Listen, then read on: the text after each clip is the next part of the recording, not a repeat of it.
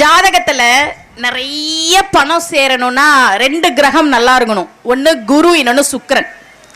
இது 2 தான் நமக்கு பணத்தை கொடுக்கக்கூடிய கிரகங்கள். சரியா? சுக்கிரன்றது பணம், பெரும் பணம் அப்படின்னா குரு. ஒரு ஜாதகத்துல சுக்கிரனும் கெட்டு குருவும் கெட்டா பணம் வருது, சேர்க்க முடியல, செலவாகுது, கடன் ஆயிடுச்சு, இந்த மாதிரி அவங்க சொல்றதுக்கு வாய்ப்பு இருக்கு. இந்த குரு உச்சமாகிற ராசி கடகம். சரியா? சுக்கிரன் உச்சமாகிற ராசி மீனம். உச்சமாகுதல் அப்படின்னா அதிக வலிமையோட இருக்கிறது.